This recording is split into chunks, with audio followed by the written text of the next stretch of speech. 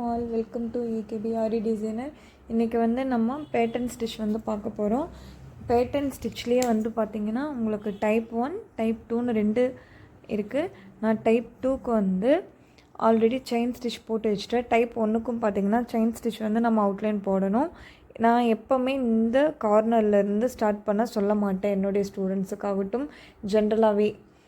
இப்போ நீங்கள் இந்த இடத்துல நான் ஸ்டார்ட் பண்ணியிருக்கேன், பார்த்திங்கன்னா தெரியும். இங்கேருந்து தான் நான் ஸ்டார்ட் பண்ணியிருக்கேன். இங்கேருந்து இங்கே போயிட்டு ஒரு கார்னரில் ஒரு லாக் போட்டு திருப்புவோம்ல, அப்படி திருப்பி இந்த சைடு இங்கே இந்த செயினுக்குள்ளே குத்தி எண்டு நாட் போட்டு நம்ம முடிச்சுக்கணும்.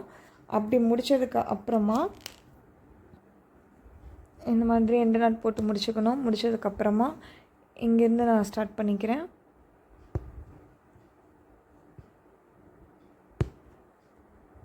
இங்கேருந்து ஒரு செயின் குறுக்கால போட்டுட்டு இதோட மேலே இந்த செயின் இருக்குது பார்த்திங்களா, அந்த செயினுக்கு முன்னாடி குத்தி இப்படி கீழே இழுத்து இங்கே ஒரு லாக் போட்டுக்கிறேன். அதே மாதிரி எனக்கு இங்கே ஸ்பேஸ் இவ்வளோ தான் இருக்குது.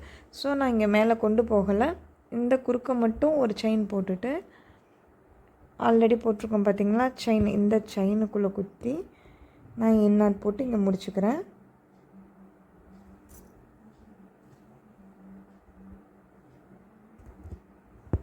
இங்கே இந்த மாதிரி நான் முடிச்சுக்கிறேன். முடிச்சுட்டு இப்போ இங்கேருந்து நான் எடுத்துக்கிறேன். இங்கேருந்து எடுத்து இதோட சென்ட்ரு மிட் பாயிண்ட் இருக்குது பார்த்திங்களா, இந்த இடத்துக்கு வர மாதிரி குறுக்க ஒரு செயின் போட்டுட்டு அப்படியே மேலே குத்தி கீழே இப்படி பிடிச்சி இழுத்து இங்கே ஒரு குட்டி லாக் போட்டுக்கணும். போட்டுட்டு திருப்பி இந்த மாதிரி குறுக்கா குத்தி எடுத்துக்கணும். எடுத்துட்டு இதோட மேலே அப்படியே கொண்டு போய் குத்தி இந்த மாதிரி கீழே இழுத்துக்கணும். ஓகேவா? இழுத்துட்டு திருப்பியும் இந்த இடத்துல இப்படி செயின் குத்தி எடுத்துக்கோங்க.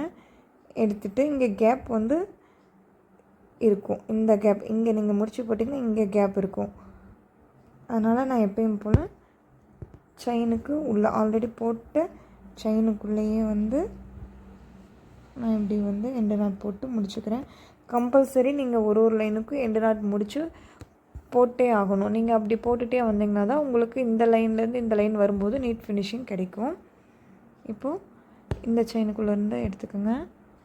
நான் இதோட மிட் பாயிண்ட் வர மாதிரி குத்திட்டு மேலே ஒரு பெரிய செயின் குத்தி அப்படியே கீழே இழுத்து ஒரு குட்டி செயின் போட்டுட்டு குறுக்கால ஒரு செயின் பெருசாக போட்டுட்டு திருப்பியும் இந்த த்ரெட்டை கொண்டு போய் மேலே போடுறேன். நான் எப்படி போடுறேன்னு கவனமாக பாருங்கள்.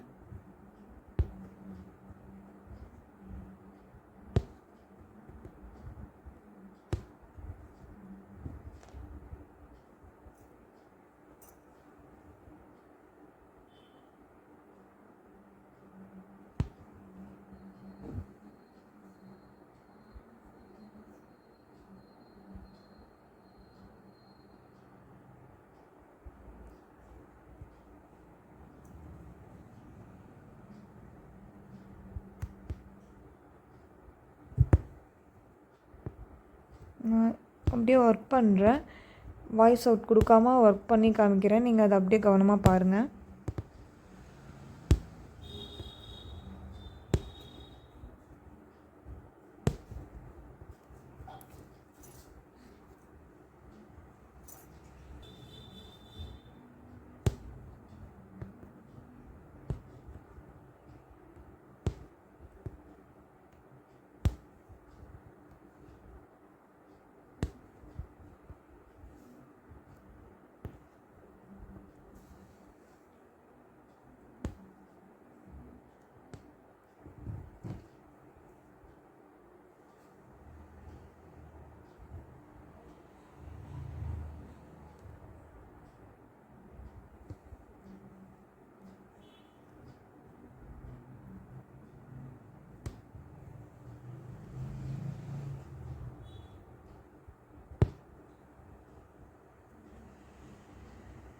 இப்போ இந்த இடத்துல எனக்கு ஸ்பேஸ் குறைவாக இருக்கிறதுனால குட்டியாக போட்டுக்கிறேன். இந்த செயினுக்குள்ளே குத்தி எடுக்கலாமான்னு கேட்டிங்கன்னா குத்தக்கூடாது. அப்படியே தான் நம்ம முன்ன போட்ட ஸ்டெப்ஸ் மாதிரியே தான் ஃபாலோ பண்ணணும். இந்த ஸ்டிச்சை வந்து பேட்டன் ஸ்டிச்சுன்னு சொல்லுவாங்க. தமிழில் வந்து தேன்கூட்டு தையல்னு சொல்லுவாங்க இதுக்கு பேர். ஏன்னா நம்ம தேன்கூட்டிலலாம் பார்த்துருப்பீங்களா ஒரு ஷேப் அதே மாதிரியே இருக்கும். அதுக்காக தான் இந்த ஸ்டிச்சுக்கு அப்படி சொல்கிறோம். இப்போ இந்த இடத்துல எனக்கு முடியுது, ஆனாலும் எனக்கு இங்கே கேப் அதிகமாக இருக்கிறதுனால நான் இங்கே இன்னொரு செயின் போட்டு இந்த ஸ்டிச் கண்டினியூ பண்ணிக்கிறேன். இப்போ இங்கே வரும்போது அந்த செயினுக்குள்ளே குத்தி நான் எண்டு நாட் போட்டு முடிச்சுக்க போகிறேன்.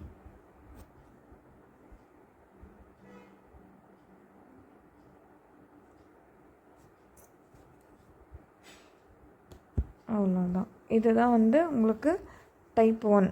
இதுபடி வந்து அடுத்து இப்போ இங்கே எப்படி குறுக்கால செயின் போட்டோமோ இதுக்கு பதிலாக நான் ஆல்ரெடி இங்கே செயின் போட்டு வச்சுருக்கேன். இங்கே எப்படி ஒர்க் அவுட் பண்ணுறதை நான் காமிக்கிறேன். டைப் 2 வந்து நம்ம எப்படி போடுறதுன்னு பார்க்கலாம்.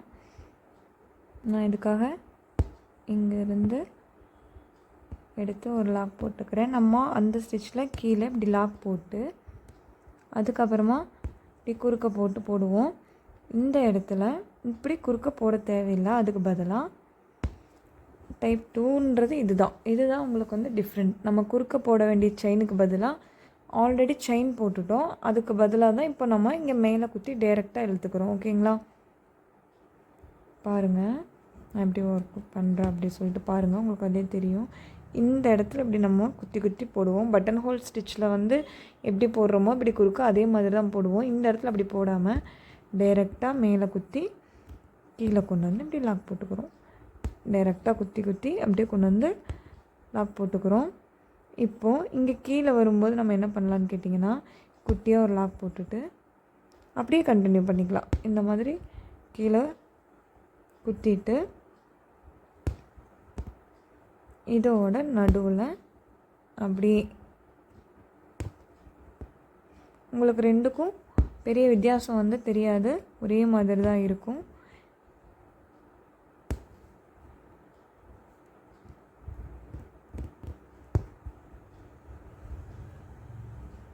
கவனமாக பாருங்கள். இந்த இடம் வரும்போது நீங்கள் நூலை டைட் இழுத்திங்கன்னா இது மேலே ஏறிடும். ஸோ நான் இதை பிரிச்சுட்டு காட்டுறேன் பாருங்கள். நூலை முடிஞ்ச அளவுக்கு டைட் வைக்காமல் இப்படி போட பாருங்கள்.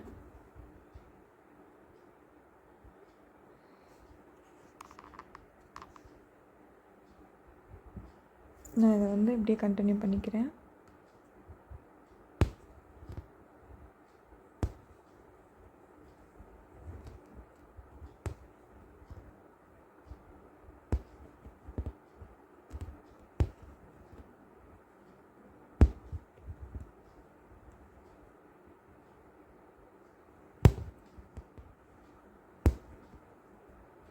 இந்த மாதிரி ரொம்ப நூலை வந்து டைட் பண்ணிங்கன்னா இப்படி உங்களுக்கு வந்து மேலே ஏறும். உங்களுக்கு தெரியும் இந்த 2 ஸ்டிச்சு. ஸோ முடிஞ்ச அளவுக்கு நூலை டைட் பண்ணாதீங்க. நூலோட தன்மை எப்படி இருக்கோ அதே மாதிரி இப்படி குத்தி பொறுமை வாக்கில், அதாவது பொறுமையாக இழுத்து இந்த மாதிரி இந்த செயினுக்குள்ளே செயின் போடுங்க.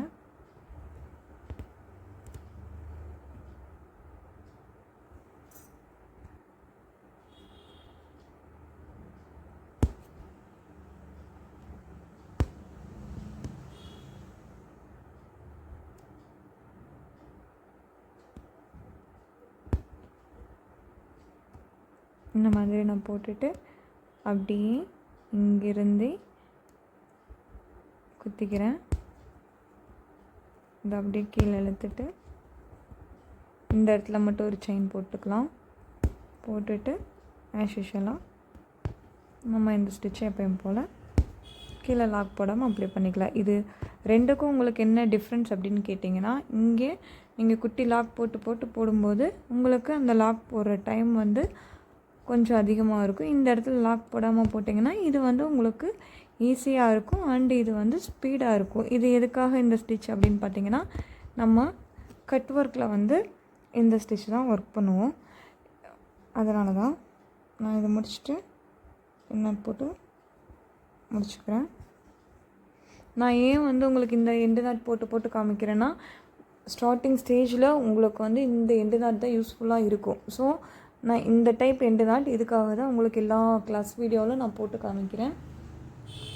உங்களுக்கு இந்த 2 டைப் ஆஃப் ஸ்டிச்சுக்கும் என்ன டிஃப்ரென்ஸ்னு வந்து கண்டிப்பாக புரிஞ்சிருக்கும்.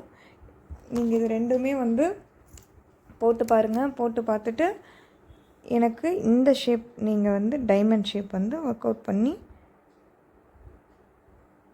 இந்த டைமண்ட் ஷேப்பில் ஒர்க் அவுட் பண்ணி காட்டுங்க. இதில் இங்கே ஒரு கோடு இந்த மாதிரி ஒரு 4 லைன்ஸ் போட்டுக்கோங்க. மேலே ஒரு லைன். ஓகேவா? இதில் வந்து நீங்கள் இது வரைக்கும், அதாவது பாதி வரைக்கும் டைப் 1, இந்த மீதி பாதிக்கும் டைப் 2, இது ரெண்டும் 2 கலர்ஸில் நீங்கள் போட்டு எனக்கு குரூப்பில் வந்து உள்ள ஸ்டூடெண்ட்ஸ் குரூப்பில் சென்ட் பண்ணுங்கள். ஓகேங்களா? கண்டிப்பாக இந்த வீடியோ உங்களுக்கு புரிஞ்சிருக்கும்னு நினைக்கிறேன். இந்த வீடியோ பிடிச்சிருந்தா லைக் போடுங்க. தேங்க்ஸ் ஃபார் வாட்சிங்.